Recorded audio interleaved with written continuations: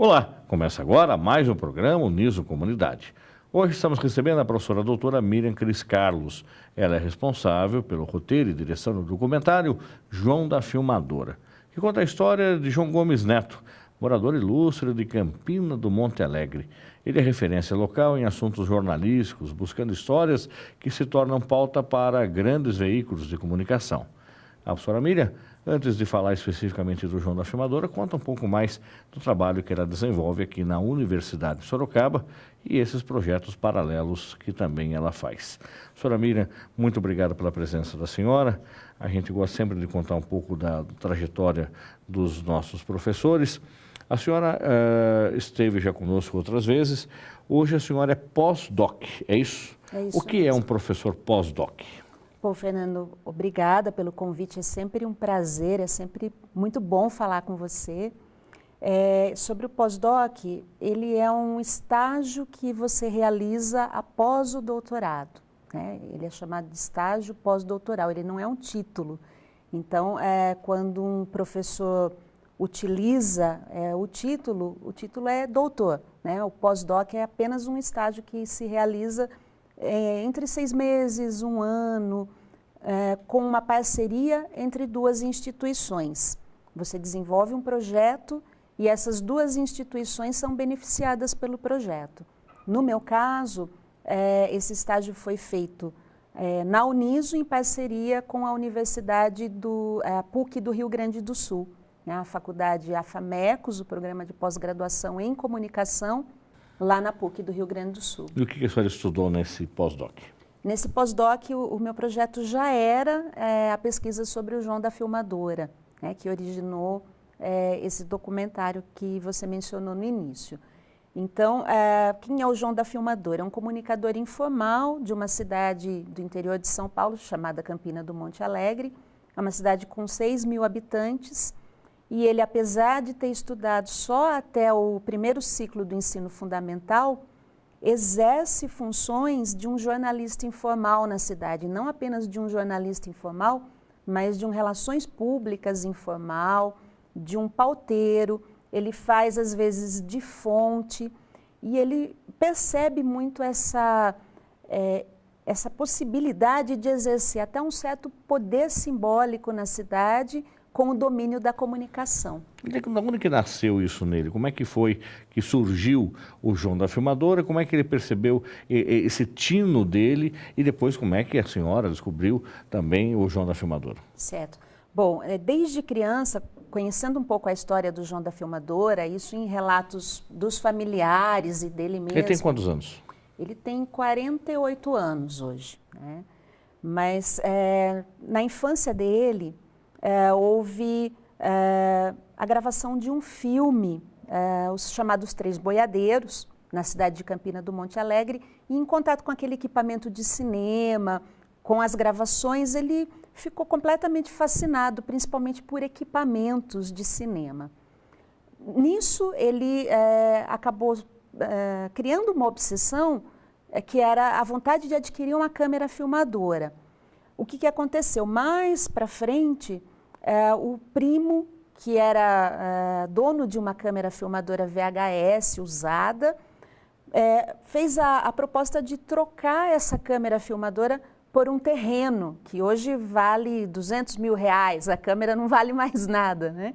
Mas o pai, vendo aquele encantamento do João, fez a troca. Então o terreno acabou ficando com esse primo, ele pegou a câmera usada e começou a realizar filmagens sociais, né, de batizados, casamentos dentro da cidade.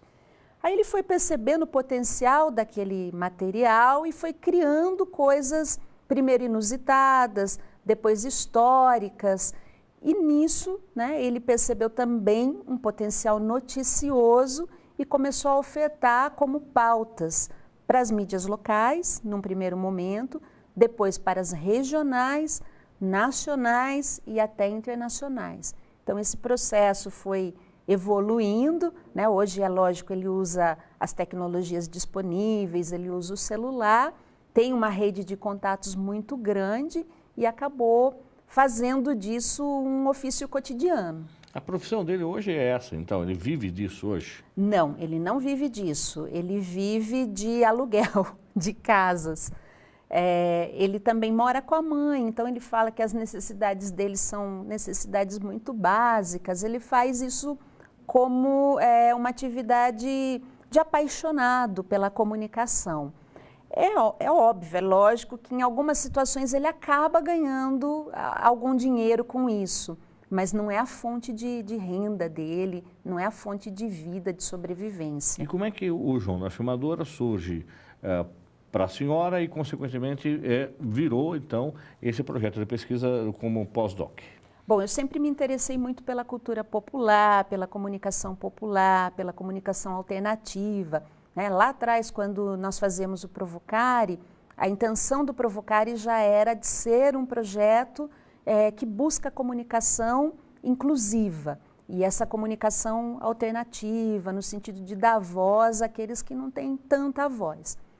O João, como um comunicador informal, me chamou a atenção pelo fato de que ele oferecia pautas aqui na cidade, então a maior parte dos jornalistas da cidade já conhece o João da Filmadora. Eu já tinha ouvido falar dele por jornalistas do Jornal Cruzeiro do Sul, da TV Tem, inclusive na TV Votorantim. Uma vez o prefeito foi dar uma entrevista e quem acompanhou o prefeito foi o João da Filmadora. Aí o Wellington me alertou para isso, né? Ele falou, olha, o cara estudou até a 4ª série e acompanha o prefeito numa entrevista numa TV em Sorocaba. Então isso despertou de imediato a minha atenção. E como eu precisava desenvolver um projeto de pesquisa para a FAPESP e um outro projeto para o pós-doc, eu fui estudar um pouco mais para ver se o João tinha essa possibilidade de se tornar o meu objeto de pesquisa. E aí, como é que foi para ele também ter recebido isso, ou seja, dentro da cultura que ele tem no cotidiano dele, virar um personagem de um projeto de pesquisa? No começo ele foi bastante resistente, porque embora ele paute, ele busque personagens, ele entreviste pessoas, ele não gosta muito de aparecer, né? Ele não gosta de ser o personagem. Mas conforme a gente foi conversando, ele sentiu nesse processo de ser um objeto de pesquisa também uma valorização do trabalho dele, porque ele é uma pessoa polêmica na cidade, né? Existem aqueles que acham que o trabalho que ele faz é um trabalho interessante porque dá uma certa visibilidade para a cidade de Campina do Monte Alegre, mas outros acham que ele denigre o nome da cidade, que ele deturpa as informações, que não é bacana o trabalho que ele faz. Então, nesse sentido da polêmica e do quanto ele é valorizado ou desvalorizado, ele percebeu no trabalho, por se tratar de um trabalho acadêmico principalmente, um valor em relação àquilo que ele faz. Então, ele foi abrindo um pouco mais as informações, foi fornecendo os contatos e hoje ele acha que foi bastante interessante o que se desenvolveu na pesquisa sobre ele. Quanto tempo para produzir um documentário dessa natureza, professora? O documentário, ele foi resultado da pesquisa também, né, Fernando? Então, eu fiquei mais ou menos por 3 anos fazendo toda a pesquisa teórica, acadêmica, produzindo artigos a respeito disso. E nesse processo, eu fui levantando algumas informações e colhendo algumas entrevistas. Chegou no final de tudo, o que eu percebi? Que aquele material, que era um material para fim acadêmico, ele extrapolava um pouco esse interesse acadêmico, né? Ele servia também, era interessante também para públicos não acadêmicos. Aí é que a gente resolveu complementar com algumas informações a mais, né? E isso passou a ser entendido como um documentário possível. Nesse processo do material que eu olhei, né? E a gente falou, vamos fazer um documentário, foi mais um ano. Vamos assistir, então, a um trecho de 6 minutos do documentário João da Filmadora. Acompanhe. E o João, vamos chamar de Nhô João, porque ele não tem estudo nenhum. Mas não adiantou, não quis saber, era televisão mesmo. Eu não dava um tostão pelo João, ninguém dava valor nenhum. Era uma pessoa que parece que não ia servir para nada. Mas Deus criou tudo no mundo, né? Criou assim o dom, enfim, a profissão, o estudo. E criou João também, sem querer em escola, e mandava na casa, não obedecia a ninguém. E cresceu, ficou moço. E olha, Deus deu o dom para ele, né, da filmadora.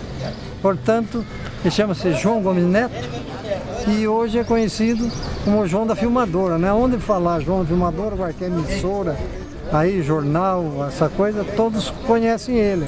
Porque aquilo nasceu dentro dele, não foi a escola que formou.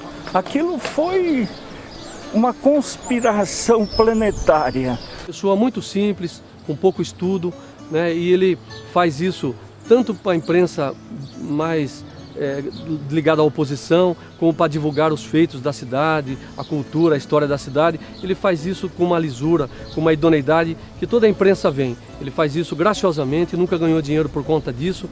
E ele faz isso de uma forma muito profissional, eficiente e de uma forma autodidata. Nunca teve oportunidade de sentar num banco de faculdade. Talvez o faça melhor até do que muitos profissionais. O João é uma pessoa assim, bastante diferenciada, sui generis. Uma pessoa que teve pouca escolaridade e do interior do sítio. Aí na sua já juventude, ele se interessava por um assunto tão polêmico que é o jornalista. É a profissão mais cobiçada do mundo, porque é uma profissão universal, respeitada, e de repente um caipira do interior cisma de atuar como jornalista. Porque como uma pessoa simples de um município onde tem o IDH mais baixo do estado, consegue pôr matérias a nível nacional em qualquer emissora. Tanto faz ser uma rede nacional como uma TV comunitária, ele sempre tem uma notícia. E sempre tem um contraditório, e sempre tem a verdade dele. Eu só sei que essa história dura 100 anos. A história do paredão do Tesouro Encantado. Uma história do passado que cerca uma cidade no interior do estado de São Paulo. Peguei a estrada, 400 quilômetros, para desvendar a história que muitos duvidam. Mas tem gente que já foi atrás. Uma parede que guarda tesouro. Uma história que os índios já contavam. Balança! Ele herdou o sítio e cuida de tudo sozinho. É ele quem remenda as próprias roupas. Quem ensinou eu? O senhor que costurou? Eu que remendo. Eu que remendo. O senhor é um homem prendado, hein? Hã? O senhor é prendado. É só Deus que nasceu sabendo, Deus nasceu escrevendo. O senhor nasceu, é? E eu faço muita coisa que na inteligência que Deus me deu.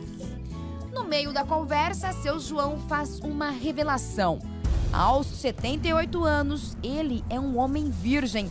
Nunca se relacionou com nenhuma mulher. Será que a explicação dessa solidão pode estar na infância do matuto?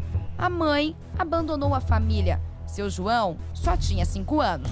Se eu arranjo uma mulher aí, vai pular com outro, eu já enchi uma bala no pé do rio. Não pode, seu João. Não pode. Vai pular fora de mim? Não vai, não. O senhor vai arrumar uma mulher boa. Um mistério ronda uma fazenda em Campina do Monte, Monte Alegre, lá no interior de São Paulo. Você não fique com medo, meu papagaio. Eu vou te mostrar. Chegou pra gente com exclusividade. Os moradores da redondeza estão apavorados. Eles juram ver almas penadas que existem por lá por causa de um tesouro enterrado. Um vídeo pelo flagra do encontro de um artista, compositor chamado Kiko Maranhão, lá do Maranhão, que fez uma música especialmente para você. Quem enviou o vídeo, o nome do artista é Kiko Maranhão, mas quem enviou foi o João Gomes, de Campina de Monte Alegre, São Paulo. Dá uma olhada, a letra é incrível. Vou falar de um programa que é sucesso no Brasil, exibido lá na Globo, emissora nota 1000. De segunda a sexta-feira, toda a família já sabe. Um caipira hippie? Já ouviu falar disso? Pois é, existe. Ricarte nasceu na roça, em casa. Já foi até Boia Fria. E para não perder as raízes sertanejas, decidiu juntar o amor à natureza com o desapego ao material. Hoje ele ganha o sustento da família com o artesanato. Todo mundo corre atrás do dinheiro. Eu corro do dinheiro, eu busco a felicidade. Para mim, a felicidade e a saúde é o principal. A mais importante de tudo é a família. A família de Ricarte começou quando ele estendeu a mão para a Suzy. Ser lembrado e admirado pelas crianças é o sonho simples desse hippie sertanejo. Sonho, né? É o que eu peço para Deus. É eu ver essa cena. E seu filho tem orgulho de você? Verdade. Ele falar um dia, eu aprendi com meu pai. Então a gente percebe, né, professora, que mostra esse cotidiano dele, esse trabalho da cidade, ele atuando, ele fazendo as suas captações de imagem também, os depoimentos que a senhora falou bem das pessoas. O produto pronto foi exibido já em Campina do Monte Alegre, as pessoas já assistiram, como é que foi o resultado? Sim, nós fizemos uma pré-estreia na cidade de Campina do Monte Alegre, para as pessoas envolvidas no documentário, além da família, de moradores de Campina do Monte Alegre, de autoridades como prefeito, ex-prefeito. Também há depoimentos de jornalistas que usam o trabalho do João como fonte. E foi bem bacana a exibição, porque o João se viu, né, como um personagem. As pessoas da cidade que estavam ali entenderam um pouco, né, como é que é esse funcionamento e a importância desse trabalho do João também para a cidade. E o mais importante, Fernando, é uma espécie de devolutiva da pesquisa que se faz com aquilo que serviu como objeto de pesquisa, né? Porque o que acontece muito na academia, muitas vezes as pesquisas são realizadas e após a finalização desse processo não há um retorno disso para a comunidade. Então, houve esse retorno para a comunidade. E a comunidade entendeu que não apenas se valoriza ali o trabalho do João, mas a própria cidade de Campina do Monte Alegre é valorizada. Agora, professora, esse não é o primeiro trabalho que a senhora realiza, até para quem está nos acompanhando entender como é que funciona o processo da realização de um documentário. Ele começa com a ideia, depois ele passa pela produção, ele chega no roteiro, aí do roteiro pronto que ele vai para a gravação, da gravação vai para a edição e finalização. Tá, esse processo tudo é complexo, tá? Mas quando é que nasce uma ideia? Quando é que eu posso fazer um documentário? Vamos lembrar que a senhora tem alguns trabalhos significativos, como o Vídeo Memórias, João do Vale, a Clementina de Jesus, a bicicleta e o caranguejo, tá? E o roteiro também do Povo Marcado. A senhora muitas vezes tem um parceiro que é significativo, que é o seu marido, Wellington Hermes, ex-aluno nosso aqui do curso de jornalismo também da Uniso. Então, como é que nasce uma ideia e dessa ideia vai sendo desenvolvida? Queria que a senhora falasse um pouco de cada um dos projetos já produzidos pela senhora. Bom, Fernando, eu costumo dizer, pelo menos para mim, né, são coisas diferentes que movem as pessoas, mas no nosso caso, né, meu caso, o caso do Wellington, o que nos move é a paixão. Não só a paixão pelo comunicar, mas a paixão por certos elementos da nossa cultura. Você mencionou os trabalhos anteriores. Nós temos 2 trabalhos que eu destacaria, que é o trabalho sobre João do Vale, que se chama João do Vale, muita gente desconhece, e o trabalho sobre Clementina de Jesus. Nos 2 casos, o que nós temos aí? Grandes nomes da música popular brasileira, com origens muito semelhantes, então os 2 negros, os 2 pobres, os 2 oriundos de uma cultura popular e que trazem todo um cabedal de coisas da raiz afro-brasileira e que em muitos casos não são valorizados como deveriam ser.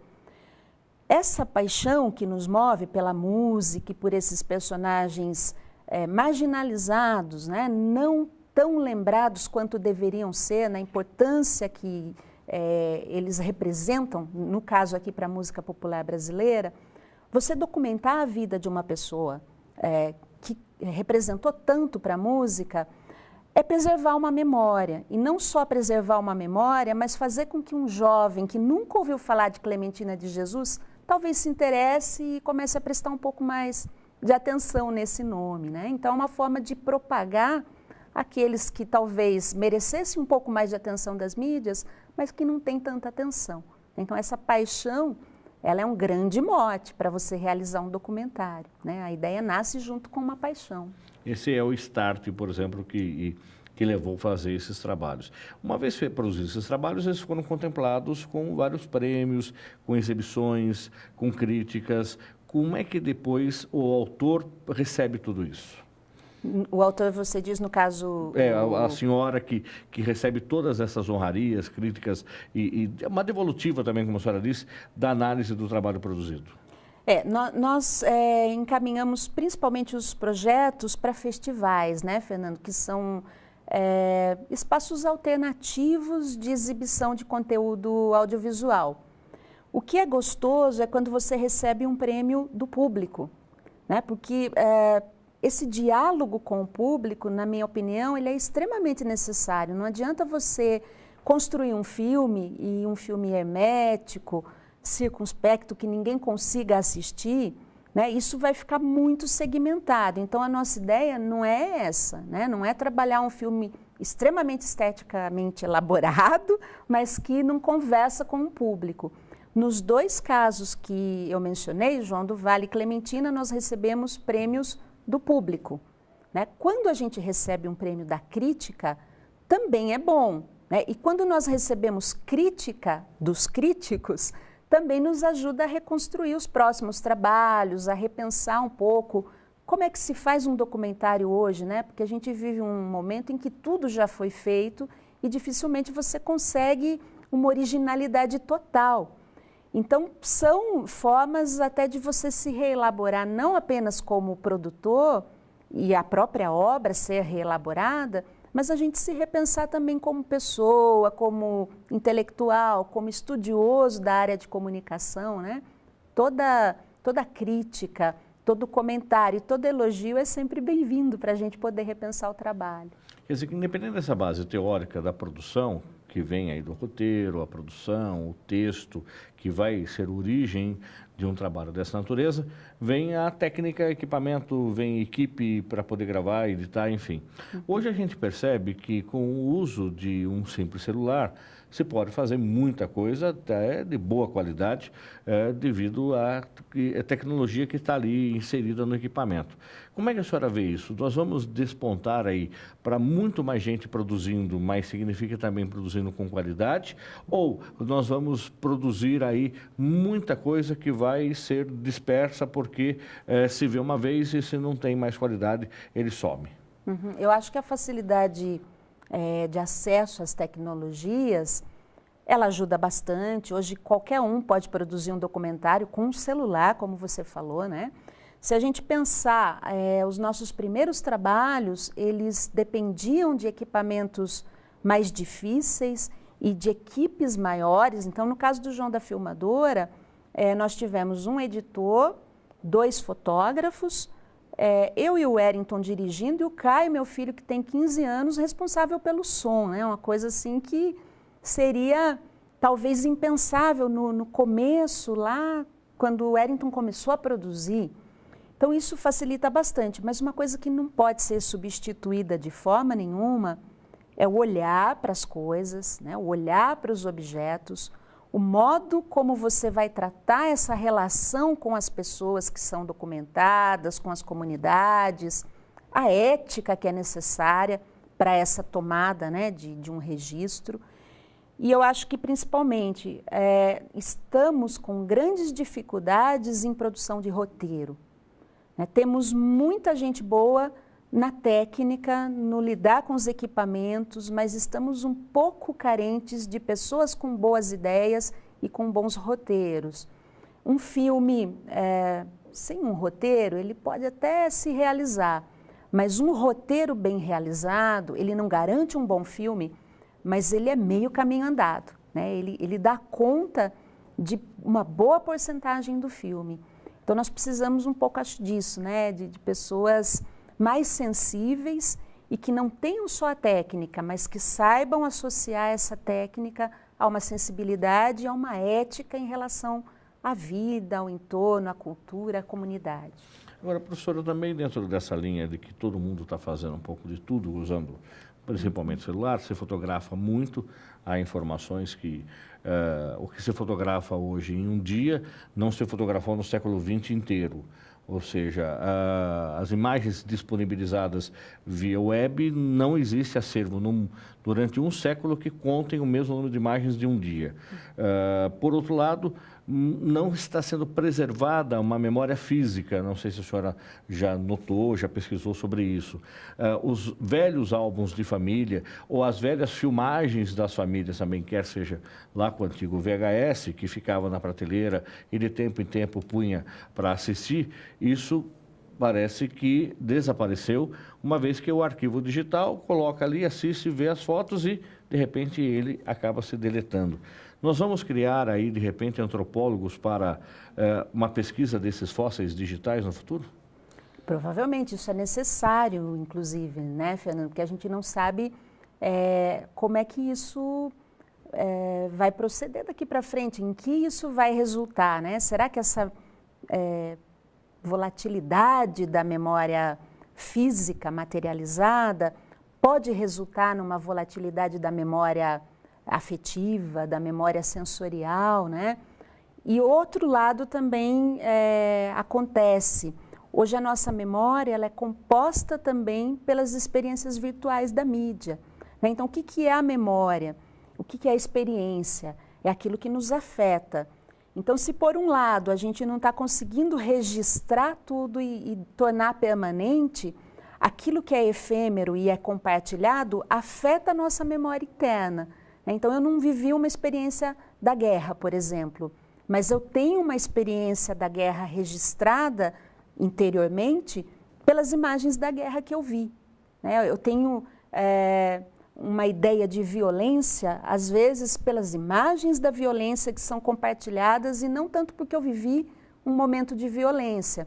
Então, são esquizofrenias típicas da nossa contemporaneidade e que começam a ser pesquisadas agora e que a gente não sabe ainda quais os aspectos positivos e quais os aspectos negativos que essa nova realidade vai nos trazer, né?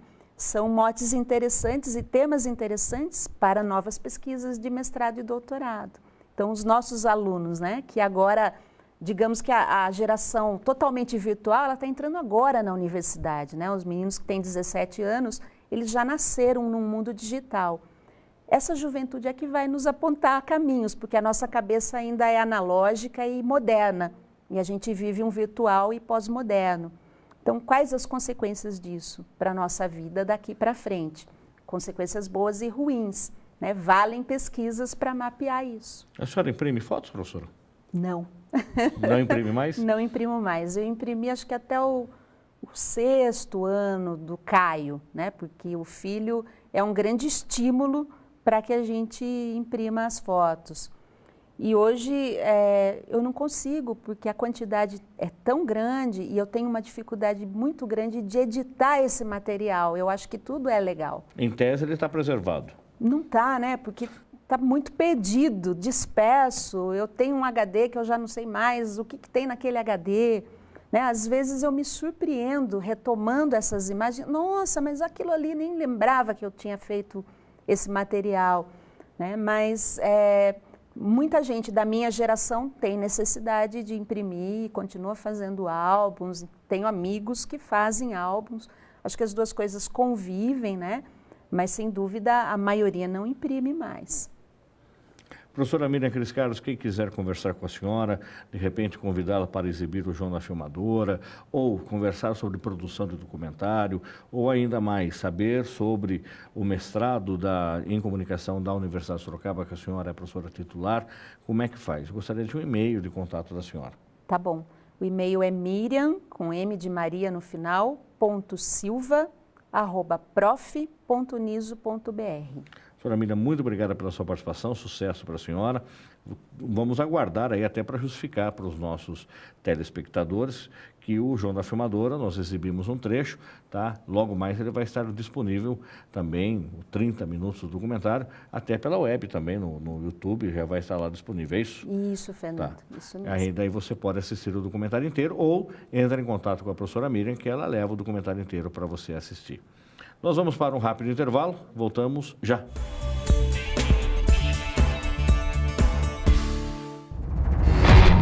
Os alunos da Uniso são diferentes.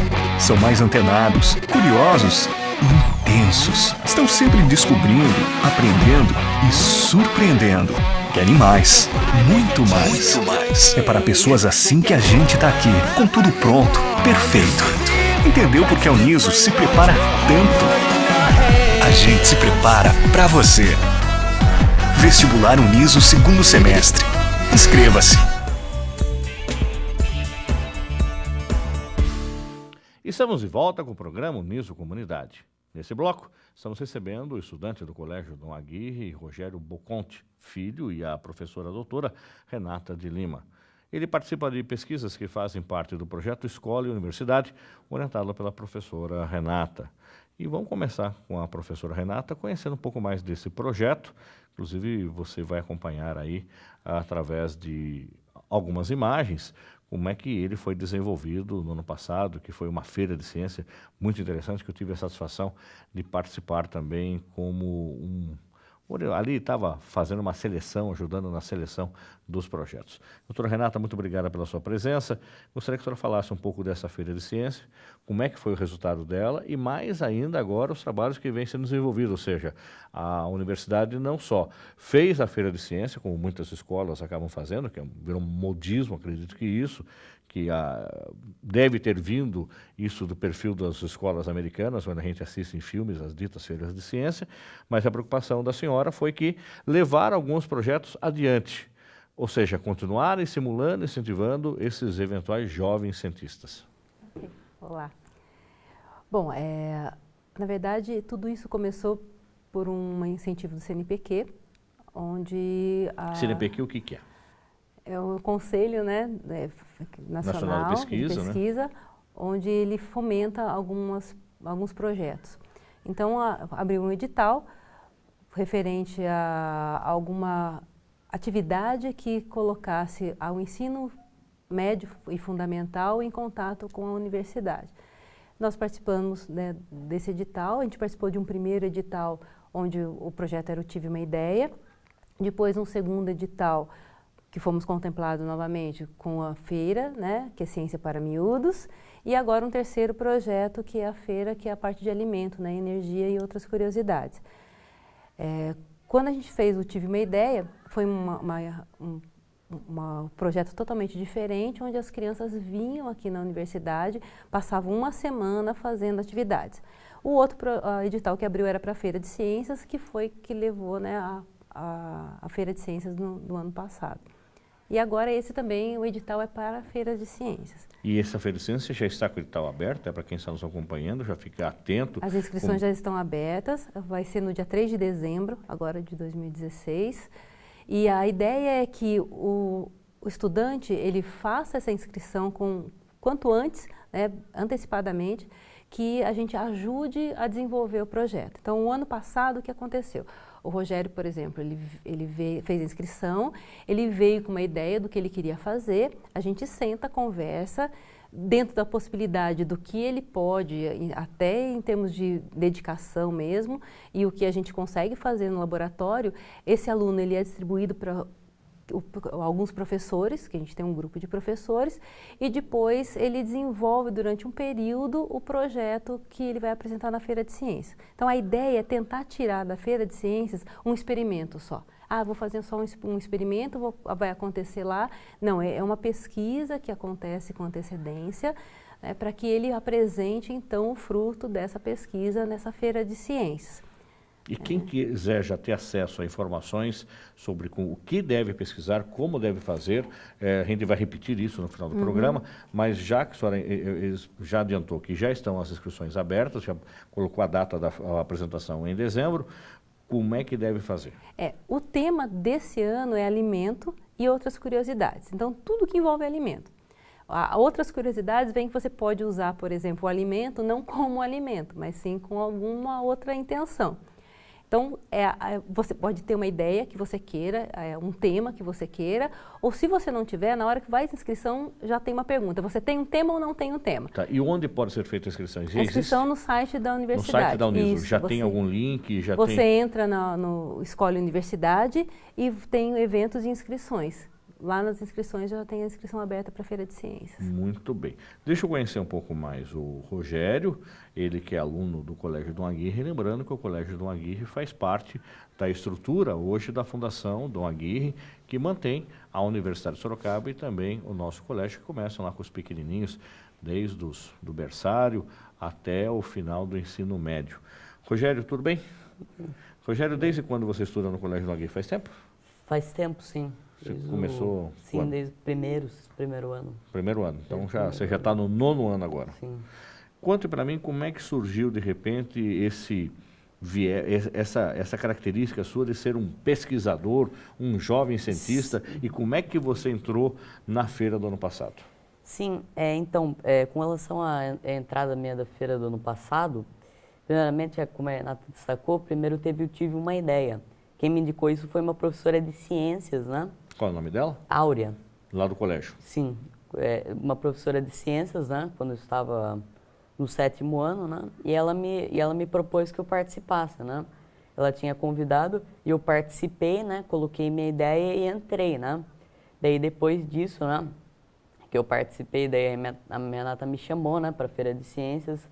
Daí realmente eu tive uma ideia, eu desenvolvi ao longo do ano passado até a Feira de Ciências. Aí. E o que você desenvolveu?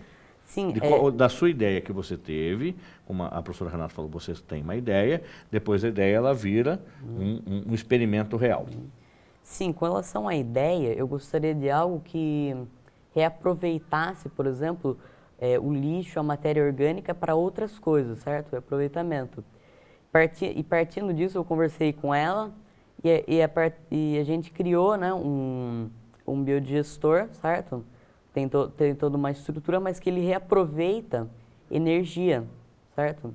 É usada a matéria orgânica, é usado o lixo e ele reaproveita energia para outros fins. Certo? E aí esse biodigestor vai processar esse lixo e transformar esse lixo em uma energia de novo. Sim, na verdade, tem uma hora, o certo mesmo é você já colocar ele mais batido, né?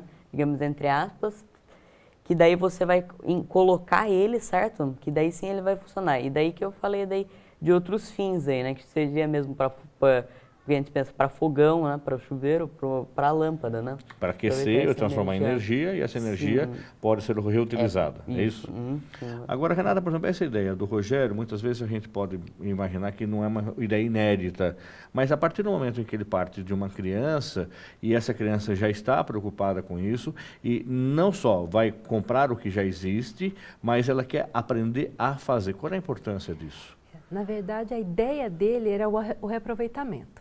Então, ele queria, de alguma maneira, pegar esse lixo e não simplesmente jogar o lixo, porque ele veio com vários problemas que acontecem e tudo mais. Então, a ideia não é fazer um biodigestor, que ele sabia pouco o que era realmente um biodigestor, mas ele queria reaproveitar de alguma maneira. E a gente traz, então, mediante ao que ele queria, o que a gente pode fazer para ele. Então, apresentamos o biodigestor, ele estudou, ele viu fazendas onde o biodigestor ele acontece em grande escala e a gente fez um protótipo que ele montou o biodigestor caseiro, né? E funcionou, Rogério, esse biodigestor? Sim, aparentemente sim, né? A única coisa, primeiro, é que ele acabou vazando ar um pouco, né? Acabou saindo ar, que a Renata teve que dar uma cobrida, né? Nele, né? Para que não saísse esse ar, né? Mas como a Renata falou... Mas você viu, você conseguiu colocar lixo de um lado e sair fogo do outro? Não. Ainda não chegou a esse ponto. Não deixei ele pôr fogo. Tá, não deixou ele pôr fogo. Não. Ela não deixou, mas por você se punha. Mas ele vaza, ele já está produzindo esse gás, então? Sim, a expectativa nossa, sim. Tá. É que, na verdade, o que aconteceu? A gente fez, né? Ele queria até pôr o fogo e tudo mais, só que daí estava na feira, não tinha nem como a gente colocar. E uma vez que esse projeto, para que você desenvolva, né, você continue, você teria que colocar lixo todo dia, você teria que mexer todo dia, colocar... Então, ele é trabalhoso em termos de você deixar, seria para ele ter numa casa e a pessoa ficar mexendo nele praticamente diariamente ou de tempo em tempo. Então, com isso, ele acabou inviabilizando o fato de como que você vai ficar monitorando isso o tempo todo, né? Então, não tinha espaço na casa dele para que ele conseguisse levar isso. E aqui para a gente também, a gente fica monitorando, é um trabalho que seria muito fora do que a gente faz, né? Então, ele fez, viu como que funcionava, a gente montou, ele tinha a produção, né, do gás, ele produzia, só que fazer a manutenção era uma coisa mais difícil. Então, a gente parou essa ideia e quando ele ganhou, né, o prêmio na feira, nós vamos fazer uma proposta onde a gente tem um começo, um meio, um fim e você consiga ver realmente como que acontece uma pesquisa, né? Porque o que eu percebo é que o ano passado era a luz, né? E isso facilitava muito a atividade e muitos você foi na feira e você viu que muitas coisas eram um experimento mesmo. Alguns eram uma coisa que eles desenvolviam, mas outros eram um experimento. Por quê? Porque já vem aquela ideia de feira de ciências, de ser um experimento que você mostra. Quando eles colocaram agora o tema desse ano, alimento, então já teve um monte de professor desesperado atrás de mim, falou, o que eu vou fazer com eles com relação ao alimento? E a gente coloca várias ideias e mostra que o que a gente percebe é que eles querem realmente que exista essa pesquisa, que não precisa ter alguma atividade um experimento que você mostre, mas sim o que aconteceu ao longo de um tempo. Então, se você vai pesquisar sobre inhame, por exemplo, então, você vai falar todas as características disso e tudo mais, você pode colocar ali e fazer um inhame para a pessoa comer. Você vai fazer alimento exótico, ou então você vai ver, por exemplo, porcentagem de açúcar que você tem em refrigerante. Então, existem algumas coisas que o experimento, na verdade, ele está auxiliando apenas. Porque o experimento por si só para fazer, o que interessa é por que você está fazendo isso, o que ele vai te levar a isso. Então, a gente já está criando uma linha deles pensarem mais para fazer, deles verem as possibilidades, deles terem estratégia para desenvolver, que isso é que acaba culminando no crescimento, na busca, né, no dia a dia mesmo deles, né? A ideia não é você ter uma coisa pronta, a ideia é que você mostre como procurar e como se sair em algumas situações. Né? E você percebeu isso, Rogério, ou seja, do 7º ano que você teve essa ideia, agora para o 9º ano que você está, você percebeu que entre a sua ideia, ou seja, o que a gente chama dentro da academia a gente chama a universidade, ou seja, os pesquisadores, esse problema que você tinha, que quando você levanta uma questão a gente chama de problema, quando você tinha esse problema, o que fazer com o lixo? Isso te incomodava. Jogar o lixo no saquinho, de colocar ele na rua para o coletor levar e, consequentemente, isso cair num depósito, que isso vai, enfim, isso te incomodou enquanto menino e, de repente, você falou, vamos ver o que acontece, eu poderia produzir um biodigestor e você acabou construindo.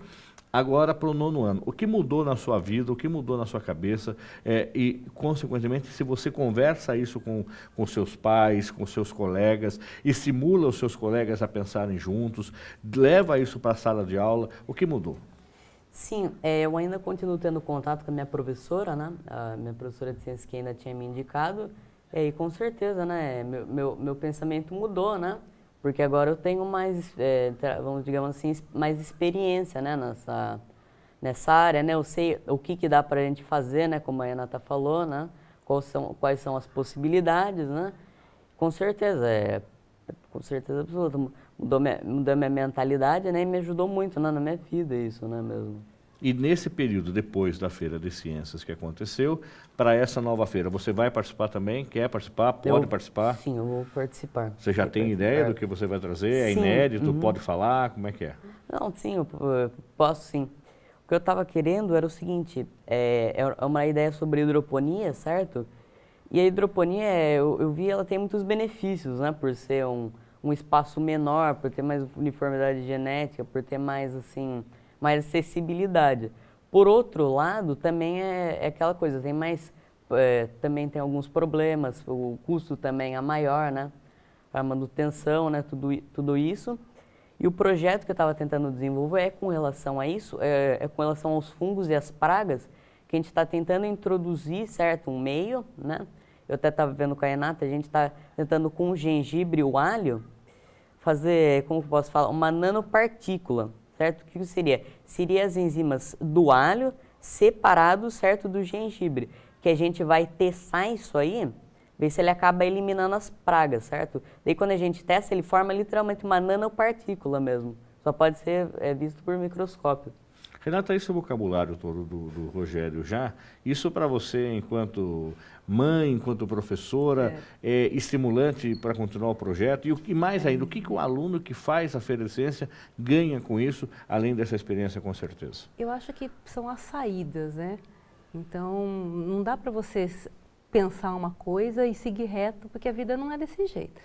Então, eu acho que o que traz mesmo, em termos de benefício geral, é realmente isso. A gente vai fazendo, os problemas vão surgindo, assim como surgem sempre, e você vai transpondo problemas, pensando outras possibilidades. Mas ele pesquisa bastante, então ele fala, eu quero... Porque o que aconteceu? Ele chegou falando de hidroponia. Eu falei, meu Deus, né?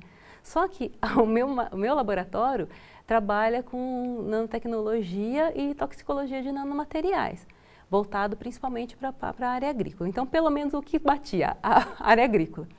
Quando a gente começou a conversar, então eu falei, mas vamos pensar o seguinte, hidroponia já existe, as pessoas sabem como que é, né? Então, desenvolver alguma coisa com relação a isso seria só mostrar para as pessoas que existe hidroponia e tudo mais, mas a pessoa compra um alface que é hidropônico. Vamos pensar alguma coisa um pouquinho mais profunda e para a gente tentar unir e você aproveitar, na verdade, a universidade, aproveitar o laboratório, para você passar por experiências diferenciadas.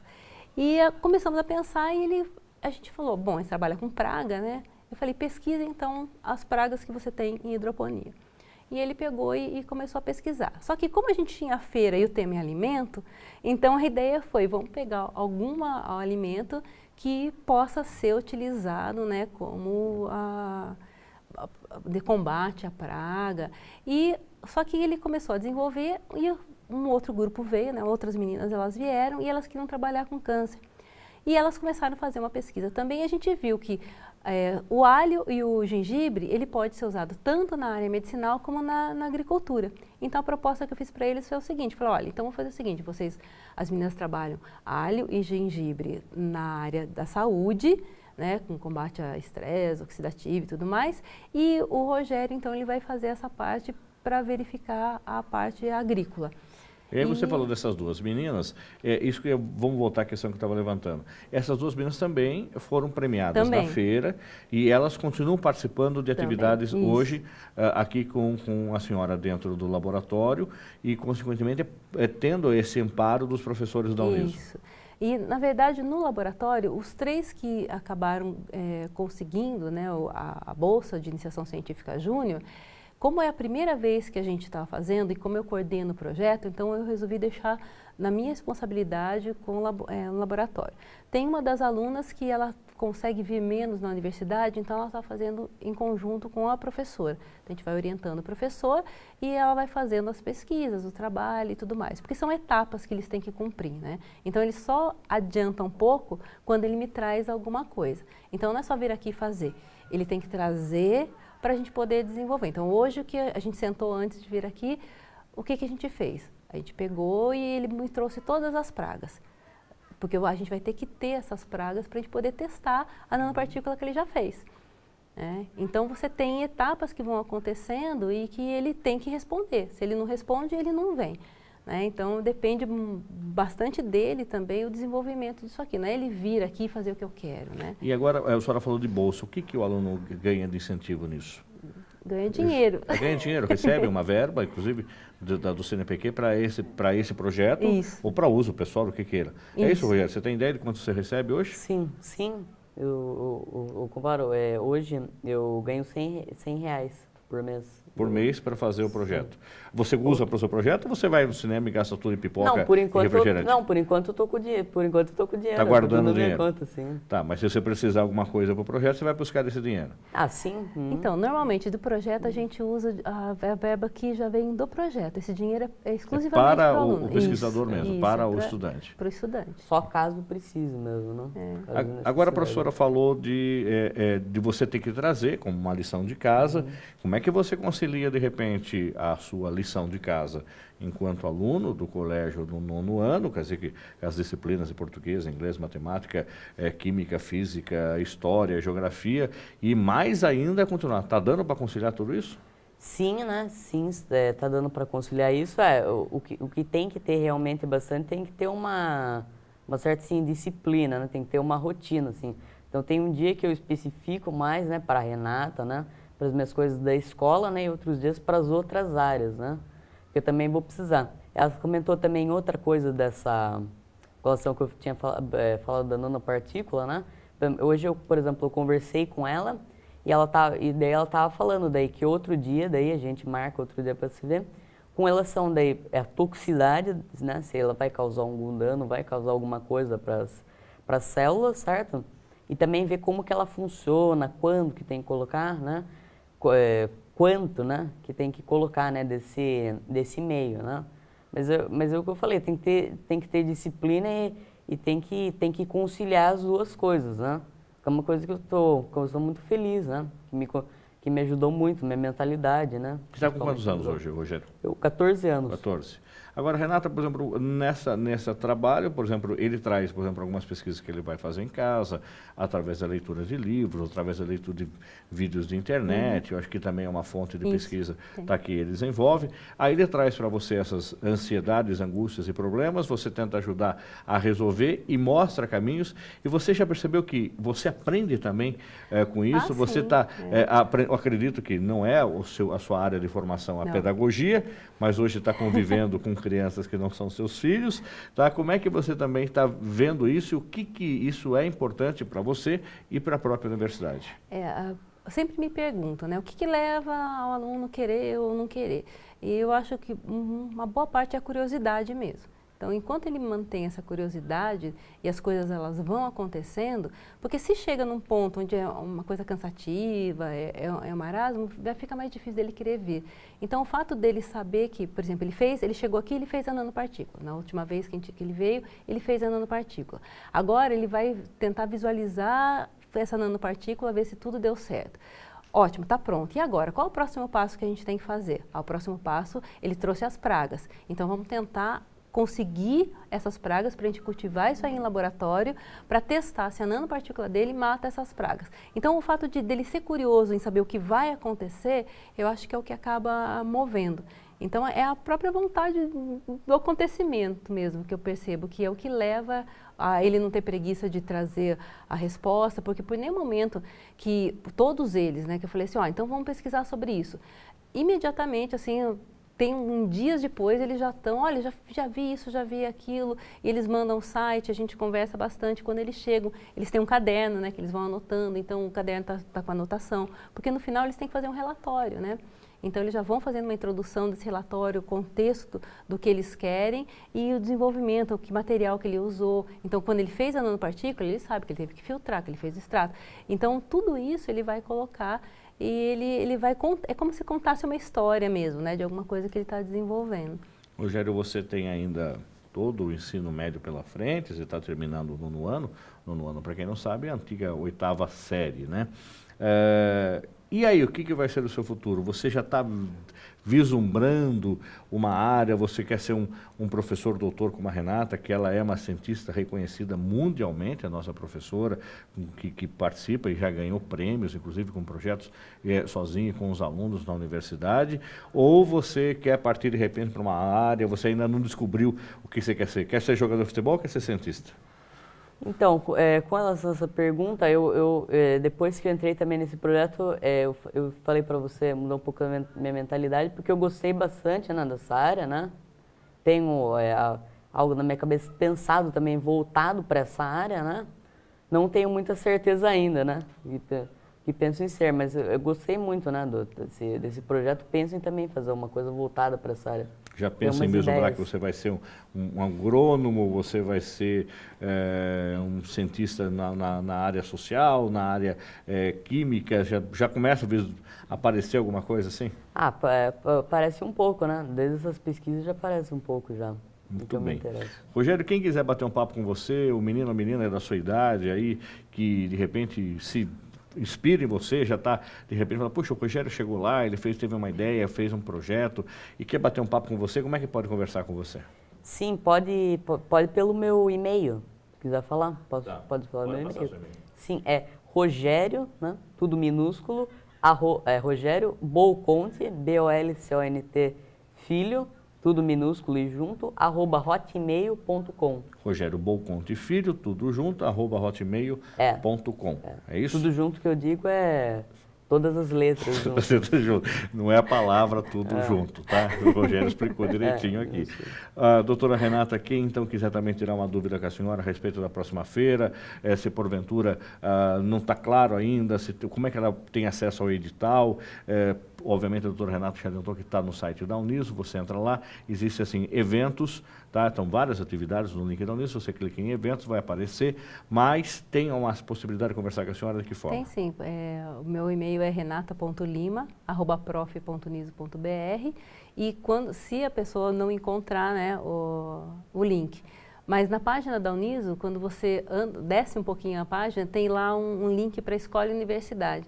E lá a gente também tem um outro e-mail. Existe um Face ainda? Existe um Face do grupo? Existe. Qual é o Face? É Escola e Universidade também. Agora, Escola e Universidade no Face? Isso. Tá, então também é outro caminho. É um grupo, né? Então um grupo que as pessoas também podem ter. Isso, onde tem professores, né, os próprios alunos, pais de alunos. E está aberto a todas as escolas, públicas ou privadas? Isso, todas as escolas. Quantos alunos nós tivemos participando da última feira? Da última foram 50 inscritos, mas acabaram, né, com as exigências em torno, acho que de 26. 26 apresentações. Isso, 26 Muito bem. apresentações. A expectativa também vai ser nessa média agora? Então, a gente, agora, como eu tenho mais contato com as escolas e com alguns professores, que aumente isso. Eu acredito que a gente vai aumentar um pouquinho, né? Tá Espero certo. que a gente aumente um pouquinho. Tá bom. Doutora Renata, muito obrigado pela sua presença. Rogério, muito obrigado, sucesso para você, que você tem um futuro brilhante. A gente quer tê-lo aqui outras vezes, e muitas mais vezes no programa, contando as outras experiências que você desenvolver. Combinado? Combinado. Então, tá bom. O programa Uniso Comunidade fica por aqui. Se você tiver alguma sugestão para o programa, envie para a nossa página lá no Facebook. Curta lá, Uniso Comunidade. E você pode rever todos os programas que já foram lá no nosso site. É só acessar uniso.br, lá você vai ter uma aba que dá acesso a todos os programas. Ou vá direto no nosso canal no YouTube, Uniso Comunidade. Agradecemos a sua audiência e até o próximo programa. Até lá!